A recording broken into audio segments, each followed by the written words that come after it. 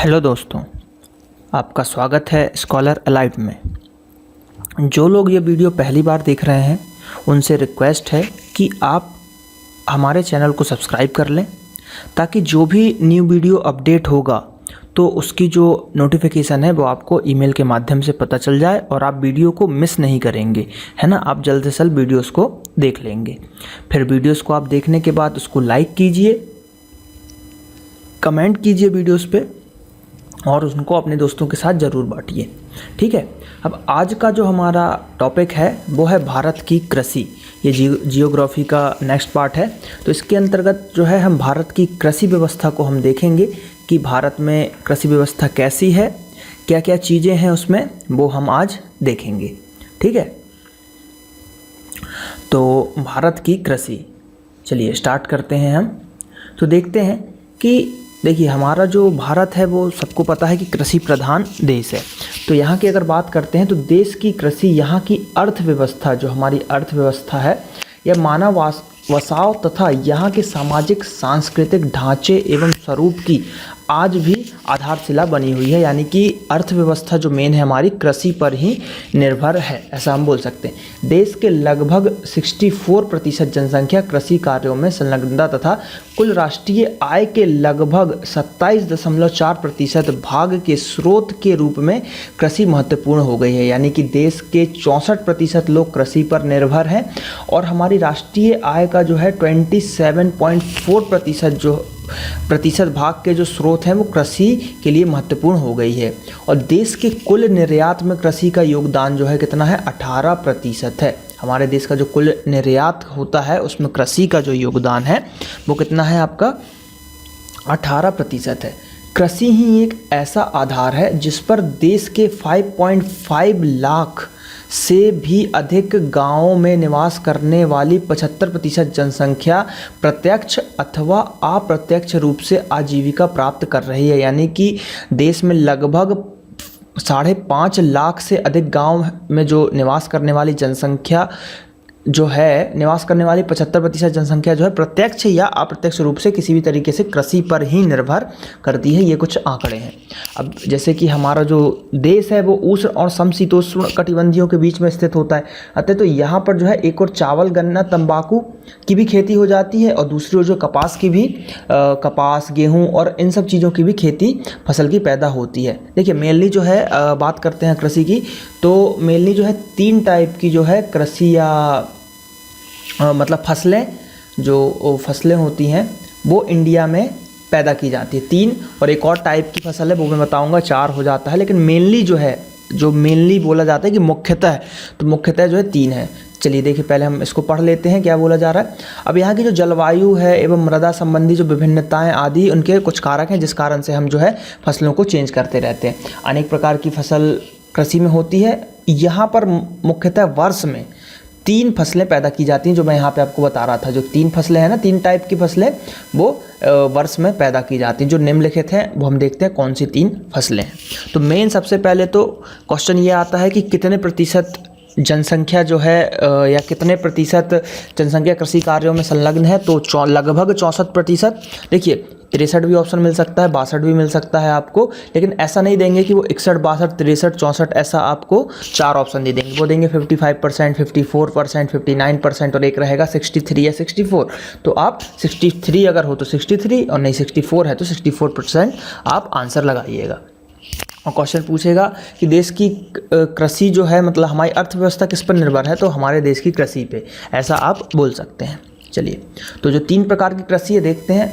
तो पहली कृषि जो है, जो रबी की फसल बोली जाती है, दूसरी बोली जाती है खरीफ की फसल, तीसरी होती है जायद फसलें। ये 3 जो हैं मुख्यतः ये 3 हैं, मुख्यतः ये तीनों। और ये चौथी जो एक मैंने ली हुई है वो नगदी फसल है, वो मैं आपको समझाऊंगा क्या होती है। अब पहले रबी फसल की बात करते हैं। तो यह अक्टूबर नवंबर में, देखिए इनमें ना जितने पॉइंट लिखे हैं सब क्वेश्चन आंसर ही लिखे हुए हैं, ऐसा आप समझिए। पूछ लेता है रबी फसल किस महीने में लगाई जाती है, कब बोई जाती है, कब काटी जाती है, ये भी पूछ लेता है।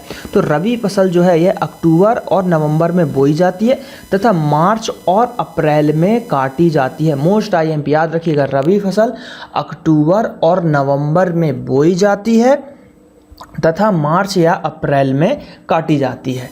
तो इसका जो आंसर है वो है जैसे गेहूँ, जौ, चना, मटर, मसूर, सरसों, ये जो फसलें हैं ये ठंड के समय में लगभग बोई जाती हैं और मार्च अप्रैल यानी गर्मी के लगते ही इनको काट लिया जाता है। अब खरीफ की फसल क्या होगी, मार्च अप्रैल में कटेगी, फिर 1 महीने का गैप देके जून जुलाई में हम अगली फसल रोप लेंगे। तो जून जुलाई में खरीफ की फसल बोई जाती है तथा अक्टूबर नवंबर में इसे काटी जाती है, जैसे चावल, मक्का, कपास, ज्वार, गन्ना, बाजरा, तंबाकू, दालें इत्यादि, ये कुछ फसलें हैं जिनको हम खरीफ की फसल बोली जाती है। देखिए अब जो है थोड़ी सी ट्रिक देखिए, ट्रिक ऐसी है, रवि, रवि में कितने आ रहे हैं, 1 वर्ड 2 वर्ड, कितने आ गए इसमें, 2 शब्द या 2 अक्षर, ऐसा आप बोल सकते हैं। तो इसकी ट्रिक है कि 2-2 वाले जो हैं अधिकतर आपके रवि के होते हैं, जैसे देखिए गेहूँ, जौ, चना। अब ये मटर है तो इसको हम मटरी भी बोल सकते हैं, कुछ भी। तो अब कुछ चीज़ें हैं जैसे दाल, अब दाल में आते हैं, ये मटर मसूर दाल के अंतर्गत आते हैं। तो इनको आप अगर दाल से रिलेट कर दोगे तो ये 2 हो गया ना, 1 और 2, तो ये भी कहाँ चला जाएगा, रवि के उसमें चला जाएगा। तो अब सरसों है तो इसको आप याद करिए कि एक सरसों भी है जो रवि में आता है। अब खरीफ की फसल में अधिकतर 3 वाले मिलेंगे। खरीफ की ट्रिक है कि 3 वाले अधिकतर मिलेंगे, जैसे देखिए चावल में 3, मक्का में 3, कपास में 3, ज्वार में भी 3 है, गन्ना भी 3 है, बाजरा भी 3 है, तंबाकू भी 3 से अधिक ही हैं। ठीक है, अब इसमें दालें ले लिया है तो इसमें सभी दालें नहीं होंगी, कुछ दालें होंगी जो इस समय बोई जाती हैं। तो कुछ अपवाद रहते हैं लेकिन मोस्टली जो है आपके ये 3 से कवर हो जाएंगे। ठीक है, खरीफ, रवि। अब जायद फसलें की बात करते हैं तो जायद फसलें जो है मार्च में बोई जाती हैं तथा मई जून में काटी जाती हैं, जैसे ककड़ी, खीरा, तरबूज, खरबूज। अब जो ये है ना, ये समझ लीजिए पानी वाली फसलें रहती है जिनमें पानी की मात्रा ज़्यादा रहती है, गर्मी के समय में जिनकी सबसे ज़्यादा उपयोगिता रहती है, जैसे ककड़ी, खीरा, तरबूज, खरबूजा, ये सब जो है ना जिसमें पानी की अधिकता होती है, तो इसलिए इनको जायद फसलें बोला जाता है। अब जो ये चौथे नंबर का मैंने लिया नकदी फसलें, तो इनको देख लेते हैं क्या बोली है। वह फसलें हैं जो व्यापार के उद्देश्य से किसानों के द्वारा उगाई जाती है। देखिए नगद की बात चल रही है, यानी कि पैसे की बात चल रही है, रुपए की बात चल रही है। तो यह फसल जो है व्यापार के उद्देश्य से किसानों द्वारा उगाई जाती है, जैसे कपास, अच्छा खासा पैसा मिलता है, गन्ना, आप शुगर मिल में गन्ने जो खेती किसानी वाले लोग हैं वो गन्ना देते हैं तो उनको पैसे मिल जाते हैं। जूट, ये भी नकदी फसल के अंतर्गत आते हैं। तंबाकू, ये भी नकदी फसल के अंतर्गत आता है। तंबाकू हमने ऊपर और देखा था जो खरीफ की फसल भी है, लेकिन ये नकदी फसल के अंतर्गत भी आपकी आती है। तो ये मेनली था कृषि के अंतर्गत कि रबी की फसल, खरीफ की फसल, जायद फसलें और जो नकदी फसलें, ये इंपॉर्टेंट चीज़ें हैं, बहुत ही इंपॉर्टेंट। चलिए बात करते हैं भारतीय कृषि की कुछ विशेषताएं, देख लेते हैं कि भारतीय कृषि में क्या विशेषताएं हैं, क्या बोला जाता है।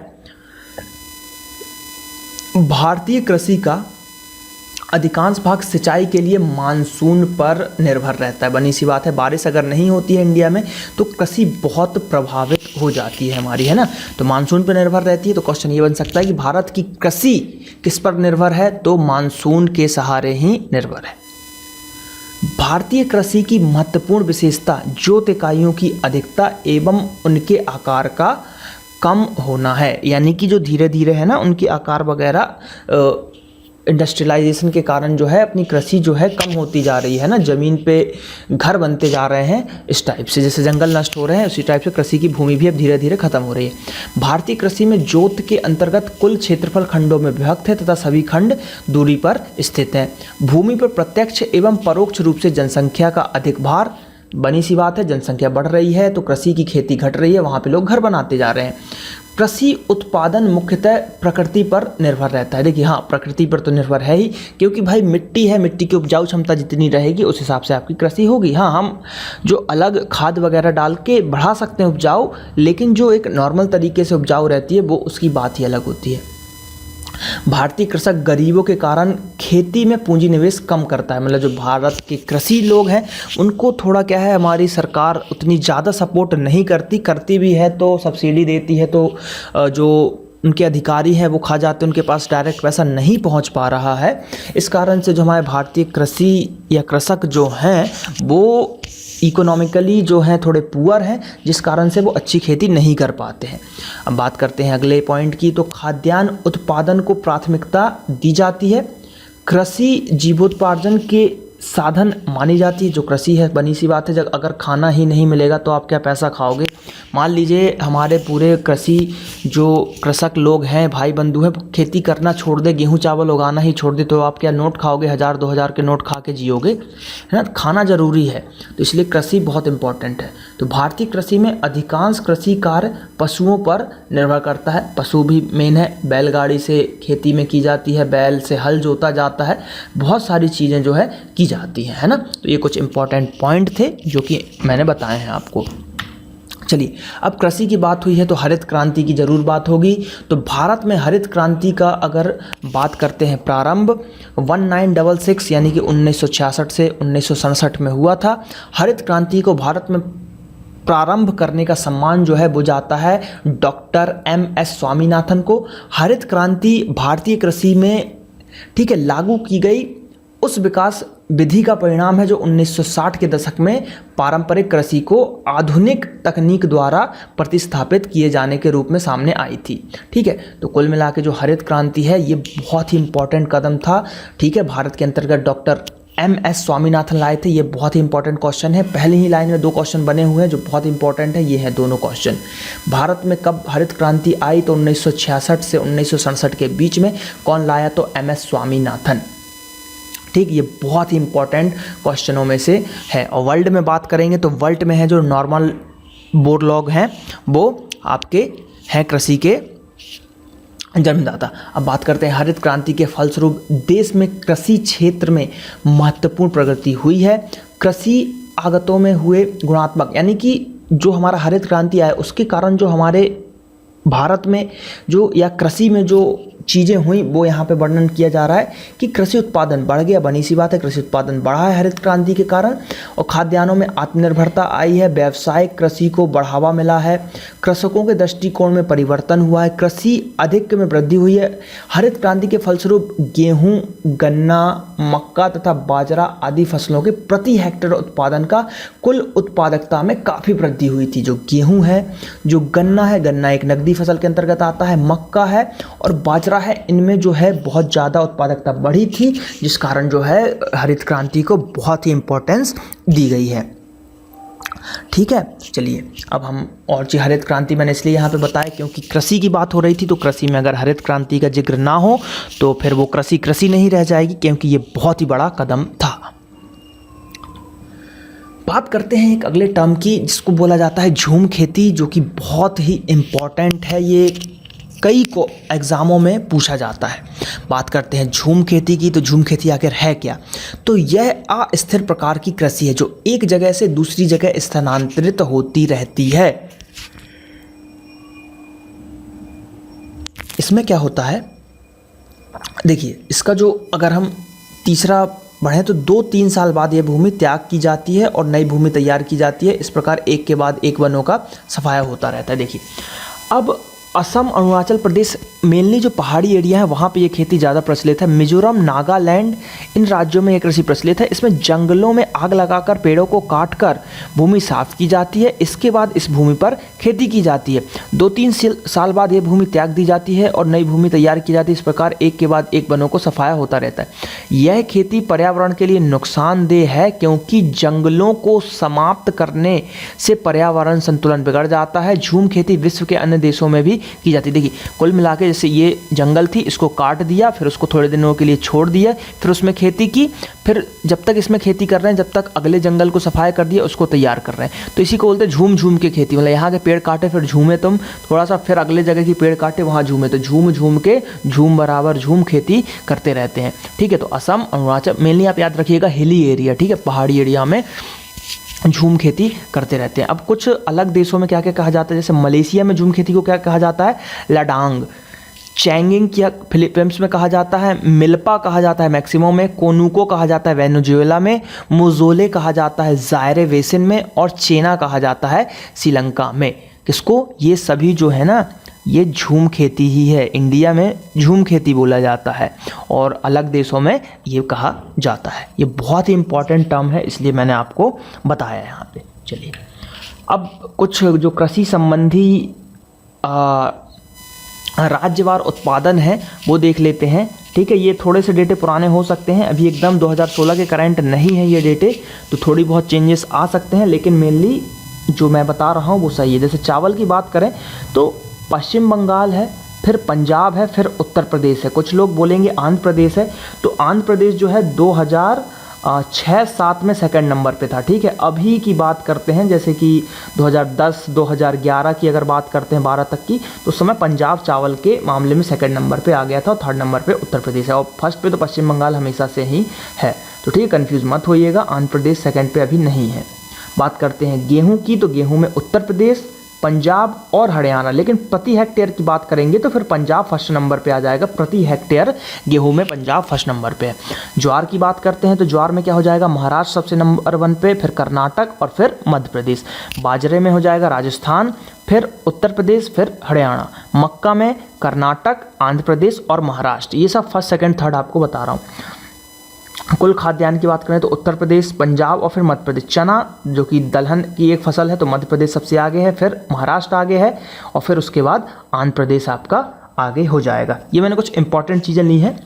अब जैसे अरहर, ये भी दाल के अंतर्गत आता है, तो ये महाराष्ट्र सबसे नंबर पे है, फिर एमपी। देखिए दलहन में एमपी का जरूर फर्स्ट सेकंड नंबर रहता है हमेशा, ठीक है। कर्नाटक, फिर अभी अगर सोयाबीन की बात होगी तो सोयाबीन में कौन, एमपी फर्स्ट पे आ जाएगा, ठीक है, सोयाबीन की बात होगी तो। मूंगफली की बात करें तो इसमें गुजरात नंबर 1 पे है, फिर आंध्र प्रदेश और देन तमिलनाडु। रेपसीड और सरसों की बात करें तो राजस्थान है फर्स्ट नंबर पे, देन हरियाणा और फिर मध्य प्रदेश।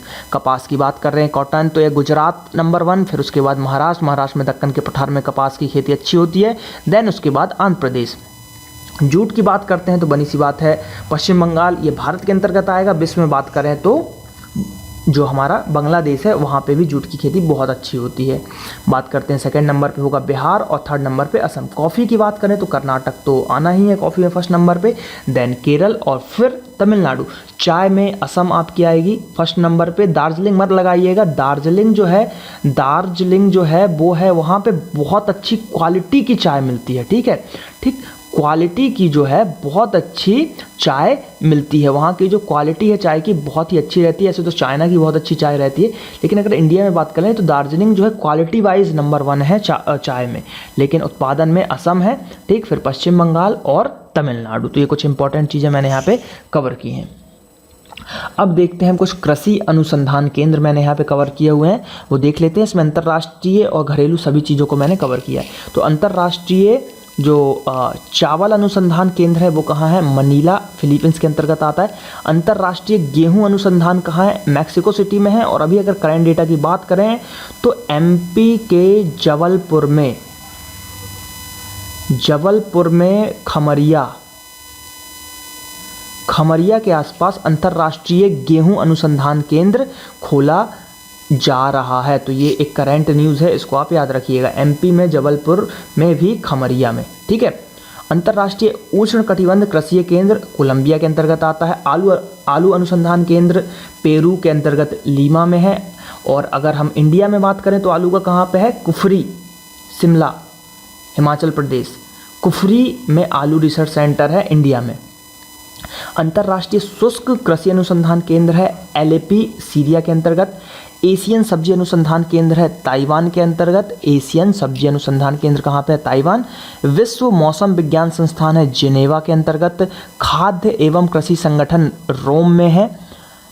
राष्ट्रीय जूट अनुसंधान केंद्र बैरकपुर पश्चिम बंगाल के अंतर्गत आता है। केंद्रीय रेशम अनुसंधान केंद्र है आपका मैसूर में। केंद्रीय रेशम अनुसंधान केंद्र कहाँ है, मैसूर में। बात करते हैं केंद्रीय तंबाकू अनुसंधान केंद्र, तो राजमुंद्री के अंतर्गत आता है ये तंबाकू अनुसंधान केंद्र। राष्ट्रीय रबर अनुसंधान केंद्र कोट्टायम के अंतर्गत आता है। राष्ट्रीय कॉफ़ी अनुसंधान केंद्र चिकमंगलूर में आता है। राष्ट्रीय गन्ना अनुसंधान केंद्र जो है लखनऊ में आता है। गन्ने की खेती लख होती है, तो ऐसे याद कर सकते हैं कि गन्ने की खेती लाख में होती है, तो जो है लखनऊ में गन्ना अनुसंधान। गन्ना प्रजनन की बात करी जाएगी तो ये होगा आपका कोयम्बटूर के अंतर्गत। भारतीय डेयरी अनुसंधान केंद्र करनाल के अंतर्गत है, ये तो सभी को याद ही होगा। केंद्रीय मिट्टी एवं जल अनुसंधान केंद्र कहाँ पे है, ये हो जाएगा आपका देहरादून के अंतर्गत। राष्ट्रीय वन अनुसंधान केंद्र भी है आपका देहरादून के अंतर्गत। राष्ट्रीय चाय अनुसंधान केंद्र है असम में। असम में भी कहाँ, जोरहट में।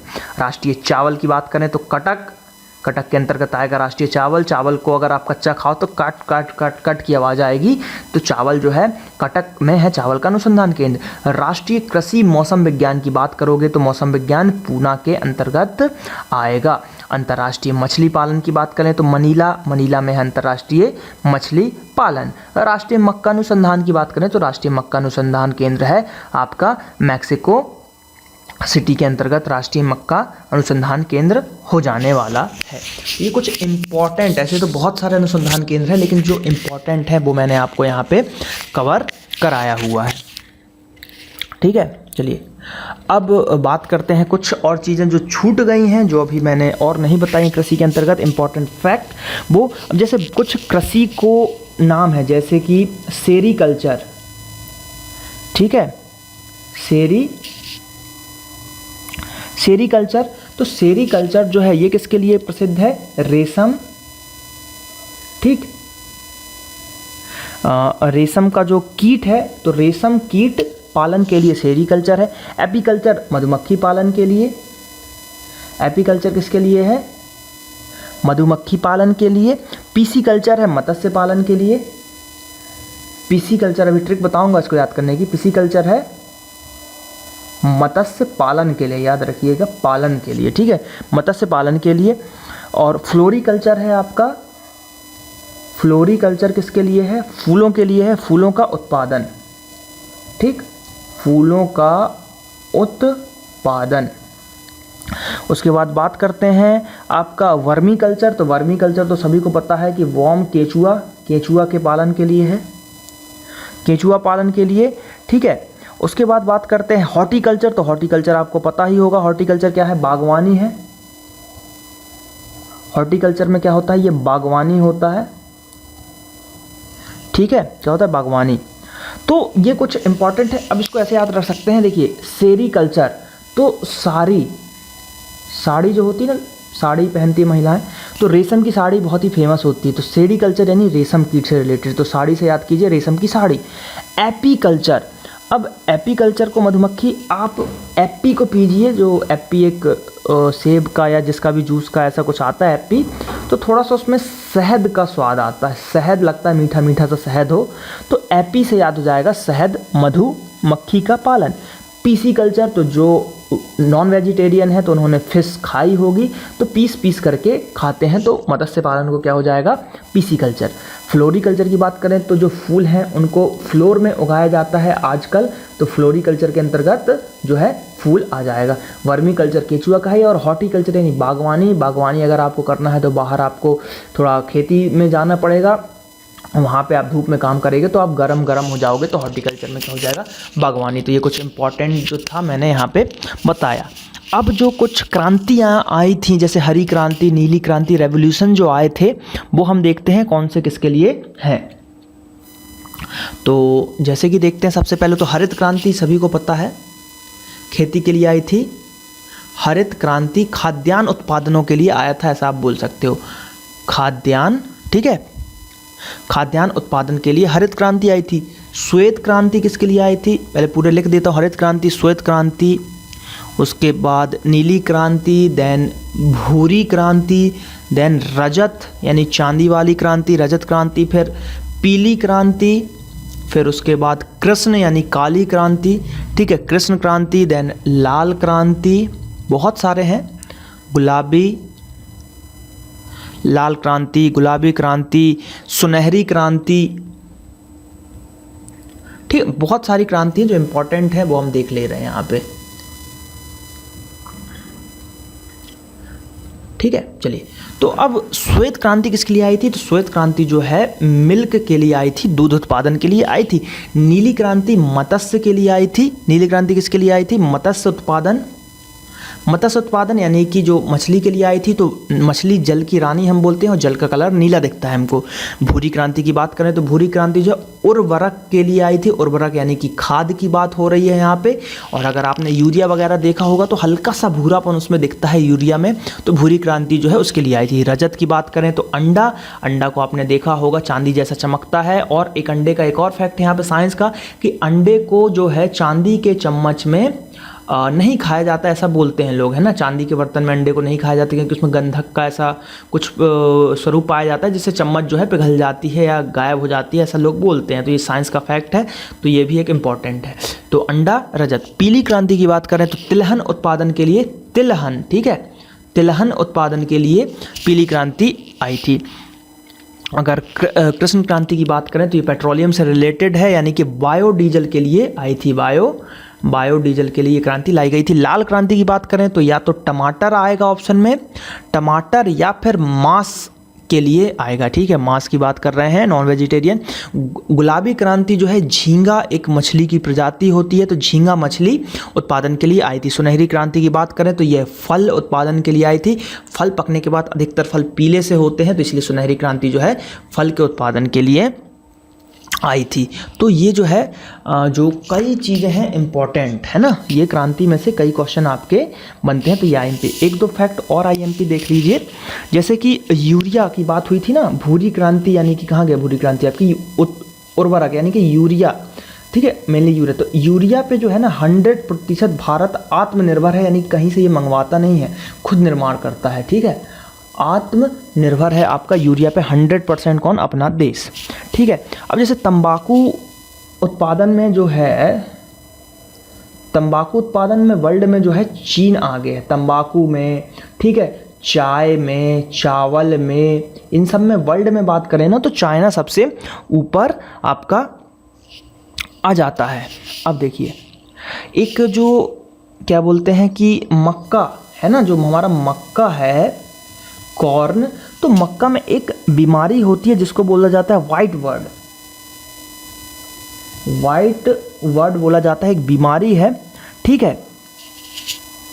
और मक्का के बाद धान, जिससे चावल बनता है, तो धान में एक रोग होता है जिसको बोला जाता है खैरा रोग, खैरा रोग। तो ये दोनों रोग एक ही चीज़ की कमी से होते हैं जिसको बोला जाता है जस्ता, जिंक की कमी से खैरा रोग और वाइट वर्ड होता है। तो ये क्वेश्चन पूछे जाते हैं, इसको कैसे याद रखोगे? चावल को आपने देखा होगा, धान की खली को जब चीरते हैं तो सफ़ेद चावल निकलता है और जस्ता भी सफ़ेद होता है, तो खैरा रोग जस्ता की कमी से होगा। और वाइट वर्ड तो नाम ही है, जस्ता भी वाइट होता है, ऐसा आप बोलेंगे। जिंक, तो वाइट वर्ड भी मक्का के अंदर जस्ते की ही कमी से हो जाता है, ठीक है। तो ये जो है मैंने कई इंपॉर्टेंट चीज़ें यहाँ पे आप लोगों से डिस्कस की हैं भारत की कृषि के अंतर्गत, ठीक है। तो ये भारत की कृषि यहाँ पे समाप्त होती है। अब हम अगले पार्ट में कुछ और अच्छा देखेंगे, जल्द ही 2 से 3 और पार्ट लगेंगे और भारत का भूगोल यहाँ पे ख़त्म कर दिया जाएगा। तो अब आप लोगों का काम है कि भाई हमारे चैनल को आप सब्सक्राइब कीजिए। हमारा फेसबुक पेज है www.facebook.com/scholaralite, इसको भी आप लाइक कीजिए। और हमारा फेसबुक ग्रुप है जो, ठीक है, फेसबुक ग्रुप भी है स्कॉलर अलाइट के नाम से, तो उसको भी ज़्यादा से ज़्यादा आप लोग ज्वाइन कीजिए, वीडियोज़ को लाइक करिए, ठीक है। चलिए मिलते हैं नेक्स्ट पार्ट में, धन्यवाद।